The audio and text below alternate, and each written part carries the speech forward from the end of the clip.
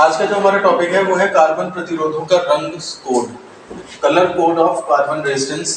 इसकी बहुत ज़्यादा ज़रूरत पड़ती है। इलेक्ट्रॉनिक्स के स्टूडेंट्स हैं या इलेक्ट्रिकल में तो ज़्यादा नहीं, लेकिन इलेक्ट्रॉनिक्स से रिलेटेड जितने भी फील्ड हैं उनमें ये ज़रूर आना चाहिए। और इसके बारे में वाइवा में भी क्वेश्चंस पूछते हैं कि कलर कोडिंग क्या होती है। तो पहले हम बात कर लेते हैं इसकी आवश्यकता क्या है। तो ऐसा है कि इलेक्ट्रॉनिक्स में जो सर्किट होते हैं, जो पीसीबी होती है, प्रिंटेड सर्किट बोर्ड, यानी कि पीसीबी होती है, उसमें भी ये चाहा जाता है कि छोटे से छोटा हम उसका साइज रखें। पुराने ज़माने में जो कंप्यूटर होता था, मैंने एक फ़ोटो देखी थी अभी कुछ दिन पहले कहीं पर सोशल मीडिया पे, कि एक बहुत बड़ा बॉक्स टाइप से था, बिल्डिंग के बराबर का बॉक्स, एक मंजिल इमारत जितना बॉक्स। और वो कह रहे थे कि ये शायद 2 KB या MB की कुछ वो है, मतलब स्टोरेज। और आज जबकि 1 MB 2 MB तो जो है वो क्या GB TB और ये सब भी जो है वो छोटे छोटे साइज में आ रहे हैं। तो कहने का मतलब हम चाहते हैं चीज़ें जो है वो छोटी से छोटी हों। तो इस चक्कर में क्या किया गया कि प्रतिरोध जो होते हैं इनका बहुत ज़्यादा यूज होता है सर्किट में। तो इसके साइज़ को अगर हम छोटा करें, हर चीज़ को छोटा करना है, लेकिन अगर प्रतिरोध को छोटा करें तो ये देखा गया कि कार्बन मटेरियल का अगर हम यूज़ करके रेजिस्टेंस बनाएं तो इससे जो है वो छोटा अमाउंट लेकर के ही जो है वो हमारा काफ़ी सारा प्रतिरोध तैयार हो सकता है। जैसे मान लिया सपोज 10 ओम चाहिए, तो 10 ओम बनाने के लिए अगर तुम कोई नॉर्मल चीज़ लोगे तो वो तो पता लगा इतना बड़ा लेके तब 10 ओम बन पा रहा है, और कार्बन में ज़रा सा मटेरियल लेकर के ही 10 ओम बन जा रहा है। तो इसलिए साइज रिड्यूस करने के लिए हम क्या करते हैं, कार्बन रेजिस्टेंस का यूज़ करते हैं। पंखे में भी रेगुलेटर होता है। पुराने ज़माने में जो रेगुलेटर आता था, ठीक है ना, उसमें भी बड़ा सा इस तरह से ये डब्बा सा बना होता था, नीचे नॉब बनी होती थी। अगर खोल के कभी देखना तो इसके अंदर यहाँ पे तुम्हें बड़ा सा रेजिस्टेंस मिलेगा। उस रेजिस्टेंस में कई सारी टैपिंग करी होती थी और उन्हीं को ला करके यहाँ से जोड़ देते थे। 1 पे करोगे तो मैक्सिमम रेजिस्टेंस, 2 पे करोगे तो कम रेजिस्टेंस, 3 पे 4 पे फुल पे कर दोगे तो कोई रेजिस्टेंस नहीं, समझ रहे हो, और ऑफ पे कर दोगे तो डिस्कनेक्ट हो जाता था। तो वहाँ पे देखो वो प्रतिरोध बनाने के लिए कितना बड़ा इस्तेमाल किया। बाद में अब क्या है, आजकल गोल गोल वाले रेगुलेटर आते हैं, समझ रहे हो, छोटे साइज में समा जाते हैं। उसके लगाने के लिए जो है पूरा एक, अगर मान लिया सपोज बोर्ड बनाना है तो रेगुलेटर अगर लगना है तो इतना बड़ा ये, फिर नीचे 2-4 स्विच लग जाते थे। आज की डेट में ऐसा कुछ नहीं है, बड़ी पतली सी पट्टी में स्विच ऑफ, जैसा ऑन ऑफ स्विच वैसे ही रेगुलेटर इतना बड़ा रेगुलेटर। समझ रहे हो बात को। तो छोटा करने से ये फायदा होता है। अब छोटा जब करते हैं हम छोटे से छोटा, तो प्रॉब्लम ये राइज होती है कि उसके ऊपर लिखें क्या, कैसे। जैसे मान लिया टीवी है तुम्हारा इतना बड़ा, तो नीचे कंपनी का नाम लिख दिया, ये लिख दिया, वो लिख दिया, ठीक है ना। लेकिन जब रेजिस्टेंस बहुत छोटा साइज का हो जाएगा, ये तो मैंने बड़ा बना रखा है, लेकिन अगर मैं बहुत छोटे साइज का रेजिस्टेंस बना दूं तो उस केस में उसको लिखोगे कैसे कि ये 10 ओम का है, तो वो लिखने की समस्या होती है। तो इसलिए क्या करा जाता है कि कार्बन रेजिस्टर के जो बॉडी होती है उसमें कुछ हम रिंग्स खींच देते हैं। कुछ ये इस तरह के जो है रिंग्स होती हैं, ये सामान्यतः एक तरफ जो है कलर्ड होती हैं, ठीक है ना, और दूसरी तरफ अकेली ही रहती है। अकेली हो भी सकती, नहीं भी हो सकती है। इधर 3 के बजाय 4 भी हो सकती हैं, इधर 5 भी हो सकती, नहीं हो सकती है। तो हमेशा रेजिस्टेंस को पकड़ना ऐसा चाहिए कि 2-3 का कॉम्बिनेशन जिधर है वो लेफ्ट साइड में रहे, और सिंगल जो है कलर या नहीं है कलर वो तुम्हारा राइट साइड में रहे। तो समझ लो इस तरह का डायग्राम देखने लगेगा, ठीक है ना। अब इनके जो कलर्स हैं उनके हिसाब से डिसाइड करा जाता है कि इसकी वैल्यू कितनी है, ठीक है। क्योंकि यहाँ पे लिखेंगे हम, अभी तो तुम्हें दिख रहा होगा कि आराम से लिख भी तो सकते थे, लेकिन जब ये बहुत छोटे बारीक बारीक आते हैं, तुमने देखे होंगे इलेक्ट्रॉनिक्स के स्टूडेंट को, तुमने देखे होंगे तो बहुत बारीक बारीक होते हैं, उस पर लिखा ही नहीं जा सकता, और लिखोगे तो लेंस वेंस से देखना पड़ेगा, माइक्रोस्कोप से। तो इसलिए ये कलर कोडिंग ही तक काम आती है, ठीक है। तो वजह यही है, एक लाइन में जो मैंने बताया, अगर मैं बताऊं कि साइज छोटा रखने के लिए कार्बन रेजिस्टेंस का यूज करते हैं, लेकिन उससे एक प्रॉब्लम अराइज होती है कि हम उसका जो है वैल्यू नहीं लिख सकते उसके ऊपर। तो इसके लिए क्या करा जाता है, कलर कोडिंग की जाती है, ठीक है ना। तो अब हम इसकी डेफिनेशन लिख लेते हैं। क्या अगर आता है पेपर में कि कार्बन का कलर कोड या कार्बन कलर कोडिंग क्या होती है, तो तुम ये बताओगे किसी कार्बन प्रतिरोध का मान ज्ञात करने के लिए उस पर बने रंगीन पट्टियों का प्रयोग करते हैं, ठीक है। चित्र में जैसे प्रदर्शित का प्रतिरोध है XY पर रंगीन बैंड ABCD है, इनमें से 3 एक और होते हैं और एक अलग होता है, समझ रहे हो। अगर बीच में डिस्टेंस न दिखाई दे तो भी हम तरीका पता कर सकते हैं कि किधर से किधर क्या स्टार्टिंग होगी, वो हम अभी आगे डिस्कस करेंगे। अगर मान लिया सपोज करो 4 रंगीन बैंड ABCD बने हैं, तो प्रतिरोध का मान कैसे निकलता है, तो देखो फर्स्ट जो कलर पट्टी होती है वो पहली डिजिट बनती है, ए जो है वो प्रथम अंक है यानी कि फर्स्ट डिजिट बनती है प्रतिरोध की। उसके बाद दूसरा जो पट्टी है बी वो द्वितीय अंक यानी कि सेकंड डिजिट बनती है। फिर उसके बाद सी जो है तीसरी पट्टी वो 10 की घात बनती है यानी कि मल्टीप्लायर ऑफ 10 बनती है। और उसके बाद चौथी जो पट्टी होती है वो विश्वसनीयता या सहनशीलता बनती है जिसको कि इंग्लिश में टॉलरेंस कहते हैं। तो वैल्यू जो होगी पहली दूसरी डिजिट ये तो ऐसे लिख दी जाएंगी, मल्टीप्लायर है तो 10 की पावर में लगा के लिख दिया जाएगा, और जो टॉलरेंस होती है वो प्लस माइनस लगा के डी के साथ प्रतिशत लगा दिया जाता है।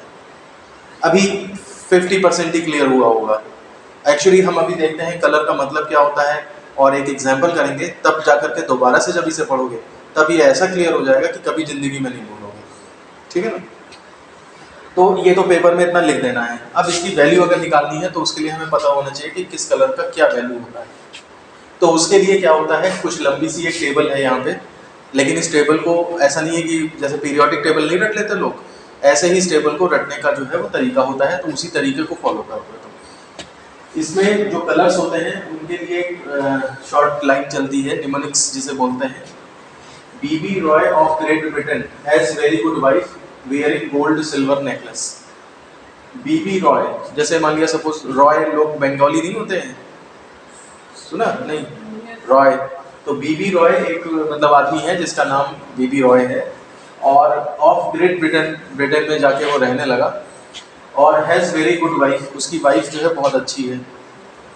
अब क्यों अच्छी है? कि अच्छी वो इस वजह से है क्योंकि वो बियरिंग, वो पहने हुए है क्या, गोल्ड सिल्वर नेकलेस, एक नेकलेस गले में पहने हुए है जिसमें सोना और चांदी लगा हुआ है। समझ रहे हो बात को? ये लाइन याद करनी है। जैसे ही ये लाइन याद आए तो इसमें जो सिंबल्स है जो कैपिटल्स में लिखे हैं ये सारे के सारे जो है वो तुम्हारे कलर्स को रिप्रेजेंट करते हैं। समझ रहे हो? जो कैपिटल्स में लिखा है। अब जैसे यहाँ ऑफ लगा है, ये केवल कनेक्शन के लिए है, लाइन बनाने के लिए है, इसका कलर कोई नहीं है। हैस बेकार में लिखा हुआ है, वियरिंग बेकार में लिखा हुआ है।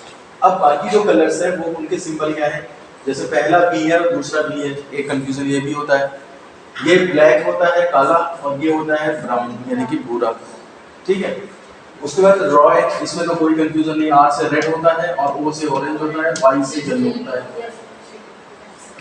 जी, फिर जी आया तो जी से ग्रीन हो जाता है, हरा। बी फिर आता है, ये देखो 3 बी हो गए। ये जो बी है वो ब्लू होता है। टेबल याद करने के साथ साथ ये भी ध्यान रखना है कि पहला वाला बी काला है, दूसरा भूरा है, और तीसरी वाला जो है वो ब्लू है। ठीक है? उसके बाद वॉयलेट, वेरी गुड, तो बी से वॉयलेट हो गया, बैंगनी। जी से ग्रे, ग्रे को बुक्स में भूरा ही लिखते हैं। बता सकता है कोई ग्रे का दूसरा नाम क्या होता है हिंदी में?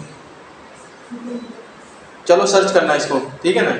अदरवाइज नाम चूंकि इंग्लिश से है इसलिए हमें हिंदी से ज्यादा मतलब नहीं है, लेकिन ग्रे को हिंदी में क्या बोलेंगे देखना बता दो। उसके बाद W से व्हाइट होता है, ठीक है, और G से जो ये G है, देखो ये G भी 3 बार आ गया, पहला ग्रीन है, दूसरा ग्रे है, तीसरा G गोल्ड है। G से गोल्ड वो वही कलर है जो वहां पे लिखा था। S से सिल्वर है, और नेकलेस से जो N है उस नेकलेस के N से नो कलर, कोई कलर ही ना हो। अगर समझ रहे हो बात को? इसमें से ये लास्ट वाले जो चीजें हैं ये टॉलरेंस के लिए होती है, और ये तुम्हारे जो है वो बाकी सब कामों के लिए होते हैं। अब इनकी वैल्यूज क्या है तो ध्यान देना, बीबी रॉय 0 1 2 3 4 5 6 7 8 9, व्हाइट तक 9 हो गया। ये वाले केवल टॉलरेंस के लिए यूज होते हैं, तो गोल्ड के लिए ±5%। अगर गोल्ड पट्टी है किसी में, चौथी पट्टी यानी कि ये वाली, तो इसका मतलब जो वैल्यू निकल के आएगी उसमें 5% उतार चढ़ाव हो सकता है। जैसे मान लीजिए सपोज करो लैब कंडीशंस में उन्होंने एक मोबाइल बनाया, उस मोबाइल में प्रतिरोध था, उसकी वैल्यू इतनी थी। अब तुम लाए यहाँ, बनाया गया चाइना में, लाए तुम यहाँ इंडिया में, टेम्परेचर है 40 डिग्री, तो कुछ वैल्यू चेंज आएगी ना उसमें प्रतिरोध में, तो वो कितना ऊपर नीचे तक जा सकता है। ठीक है ना? जैसे मान लीजिए सपोज स्कूल में आने का टाइम 10 बजे है, तो ऐसा थोड़ा ना कि 10 बजे सब एकदम गेट पे खड़े होंगे। भाई कोई 9:45 पे आ रहा होगा, कोई 9:55 पे आ रहा होगा, कोई 10 बजे, कोई सब लेट हो गया होगा तो 10:15 तक भी आ रहा होगा। तो इस तरह से एक रेंज डिसाइड करी जाती है। अब अगर हम ये कहें कि सारे बच्चे 9:55 से 10:05 तक आ जाते हैं तो एक बहुत अच्छी रेंज है। ठीक है? और अगर हम कहें नहीं 9:30 से लेकर के और 11 बजे तक बच्चे आते ही रहते हैं तो ये बेकार रेंज है। तो गोल्ड होना एक अच्छी बात है। सिल्वर का मतलब होता है प्लस माइनस 10%, मतलब 10% वेरी कर सकता है। तो ये जो थोड़ा सा कम अच्छे इंस्ट्रूमेंट होते हैं उनमें ये इस्तेमाल करते होंगे। और नो कलर का मतलब होता है प्लस माइनस 20%। ये बिल्कुल घटिया। देखो चीज़ें हर तरह की मार्केट में आती हैं, ठीक है ना। अगर आईफोन आ रहा है तो उसका आईफोन का डुप्लीकेट भी आ रहा है। तो तुम्हें जैसा चाहिए, जिसको जैसा चाहिए, सबके लिए सामान अवेलेबल है। तो ये तुम्हें अब पेपर में जैसे आ जाए मान लीजिए इसके ऊपर क्वेश्चन, तो क्या करना, केवल वही लाइन लिखना ऊपर और इसी में बस 0 1 2 3 4 5, ये पूरा बनाने की जरूरत नहीं है, 6 7 8 9 ऐसे लिख देना बस। बाकी तो वो 5 10 20 मालूम ही है। समझ रहे हो बात को। तो ये पढ़ाने के लिए है, पूरी मैंने टेबल बनानी समझा दी। लेकिन पेपर में अगर आता है और शॉर्ट में तुम्हें लिखना है, क्वेश्चन सॉल्व करना है, तो कभी भी अंदाजा मत लगाना। और ये लाइन लिखने के बाद बस ये ध्यान रखना, पहला वाला जो है ब्लैक है और दूसरा वाला जो है ब्राउन है और ये वाला जो है वो ब्लू है। ये वाला जो जी है वो ग्रीन है, ये वाला जो जी है वो ग्रे है और ये वाला जी तो गोल्ड नहीं, वो तो नाम नहीं लिखा हुआ है। तो ये टेबल तुम्हें ध्यान रखनी है ताकि तुम इस वाले क्वेश्चंस को कर पाओ। देखो कुछ क्वेश्चंस हम पढ़ करते हैं और तब समझ में आ जाएगा पूरी तरह से कि क्या होता है। ध्यान दो, एक क्वेश्चन हम ऐसा करेंगे, कलर कोड दिया है तो प्रतिरोध का मान बताइए। और एक क्वेश्चन ऐसा करेंगे कि प्रतिरोध दिया है तो कलर कोड बताइए। ठीक है, तो सबसे पहले हम ये देखते हैं कि ऑरेंज ऑरेंज ऑरेंज गोल्ड, इस कलर कोड को प्रतिरोध में परिवर्तित करिए। तो हालांकि डायग्राम बनाने की जरूरत नहीं है, लेकिन मैं एक बात बता दूं कि इसमें ऐसा हो रहा होगा कि ये ऑरेंज होगी, ये ऑरेंज होगी, ये ऑरेंज होगी और गोल्ड चूंकि वो टॉलरेंस वाला हो गया तो इसलिए गोल्ड इस किनारे पे होगा। ये केवल डायग्राम बना भी आ सकता है और कह देंगे कि इसका प्रतिरोध बताइए, कलर लिख देंगे उस पर। ठीक है, तो इसलिए अब हम क्या करेंगे, देखो फर्स्ट डिजिट क्या होगी, लिखने को तो एक लाइन में लिख सकते हैं लेकिन तब भी पेपर में कुछ करके तो दिखाना पड़ेगा ना कि ऐसे ऐसे किया है। अदरवाइज क्या है, ऑरेंज का देख लो क्या नंबर है, ऑरेंज 3 पे है तो पहली डिजिट 3 हो गई, दूसरी डिजिट भी 3 हो गई और तीसरा मल्टीप्लाई में तो इंटू 10 टू द पावर 3 हो गया और गोल्ड है तो प्लस माइनस 5% हो गया। बस ये इतना हो गया जाकर, आंसर तो एक लाइन में रखा है। क्लियर हो रहा है कैसे हो रहा है भाई। पहला ऑरेंज पहली डिजिट हो गई, दूसरा ऑरेंज के हिसाब से दूसरी डिजिट हो गई, तीसरा ऑरेंज का मतलब 10 टू द पावर होता है तो 10 टू द पावर में भी 3 ही लगेगा क्योंकि ऑरेंज है। कोई और कलर होता तो वो पावर लग जाती। और फिर लास्ट में गोल्ड है तो गोल्ड की टॉलरेंस प्लस माइनस 5% होती है, तो ये तुम्हारा जो है वो रेजिस्टेंस की वैल्यू होगी। अब करके कुछ दिखाएंगे इसके अंदर, तो इसलिए हम क्या करेंगे कि फर्स्ट डिजिट जो है वो तुम्हारी जो है 3 हो गई, ऑरेंज है कलर क्योंकि कलर हमारा ऑरेंज है। सेकंड डिजिट जो है वो तुम्हारी 3 हो गई क्योंकि फिर से कलर ऑरेंज है, कुछ और होता तो उसके हिसाब से हो जाती। Multiply is equal to 10 to the power 3 हो गया क्योंकि ऑरेंज था, ठीक है ना। और टॉलरेंस तुम्हारी जो है वो प्लस माइनस 5% हो गई क्योंकि गोल्ड था, इस हिसाब से हमने निकाले। अतः प्रतिरोध इज इक्वल टू इतना ही आंसर। ठीक है, अच्छा एक कदम और आगे बढ़ के तुमसे पूछ सकते हैं कि इस प्रतिरोध की अधिकतम और न्यूनतम वैल्यू बताओ।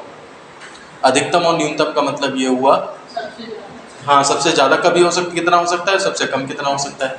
तो तुम देखो 33 इंटू 10 टू द पावर 3 है, ठीक है ना, और इसमें 5% बढ़ घट सकता है तो इसका 5% ही निकाल दो। 33 इंटू 10 टू द पावर 3 का 5% निकाल दो तो 2 पावर इससे कटेंगे 10 बचेगा बस। तो 330 इंटू 5 ये कितना हो गया जा करके 5 या 15 16 1650 हो, इतना बढ़ घट सकता है। तो अब वैल्यू कितनी है 33 और 1 2 3 इतनी तो वैल्यू 33,000। तो महत्तम मान कितना हो जाएगा, तो इतना प्लस 1650 सॉल्व करके जितना आएगा दैट मच ओम आंसर हो जाएगा हमारा। और न्यूनतम मान कितना हो सकता है, तो कितने में से माइनस 1650 जितना आएगा दैट मच आंसर। कुछ समझ आ रही बात, यानी कि 33,000 ओम है और 29,000 समथिंग से और 30,000 समथिंग तक जा सकता है।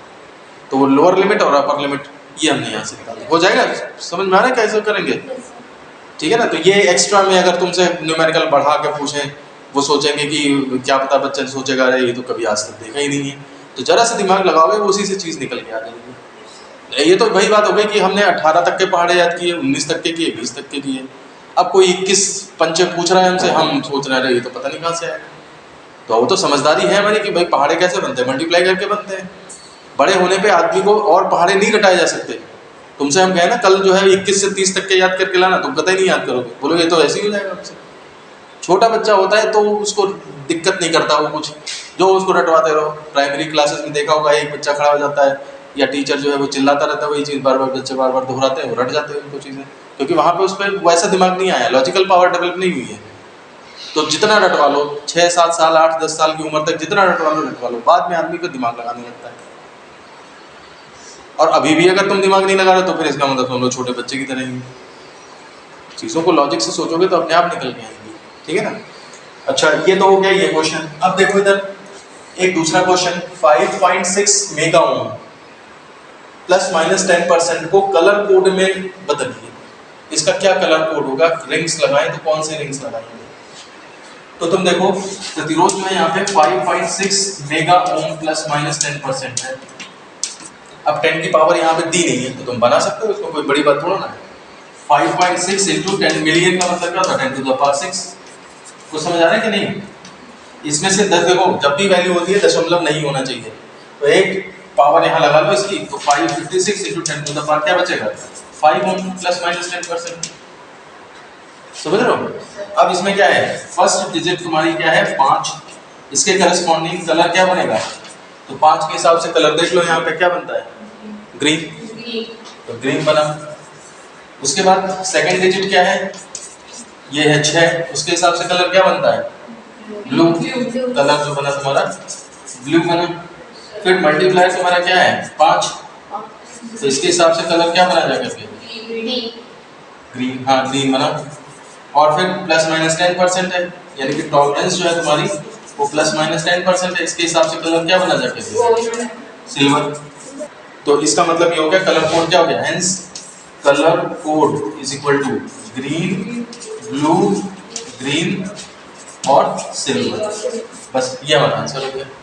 कोई अगर मिस्टेक ना हुई हो कैलकुलेशन, तो तरीका समझो कि किस तरह से कन्वर्ट किया जाएगा, समझ रहे हो बात को। तो इस तरह से ये हमारा colour coding of carbon resistance अगर आता है पूरा 5 नंबर में बाई चांस आ जाए, हालांकि मुश्किल है जो 5 नंबर में आए। 5 नंबर में आए तो डेफिनेशन, डायग्राम से एक फॉर्मूला, उसका टेबल, फिर उसका एक एग्जाम्पल या 2 एग्जाम्पल इस तरह बता देंगे। अदरवाइज ज़्यादातर यही होता है कि न्यूमेरिकल्स पूछ देते हैं इसमें। कभी कभी हो सकता है कि डेफिनेशन पूछें केवल, तो जो डेफिनेशन डायग्राम और फॉर्मूला था वो लिख दोगे 2 नंबर में। जैसा जिस हिसाब से पूछा जाए वैसा उस हिसाब से चेंजेस करते चले जाओ, ठीक है ना।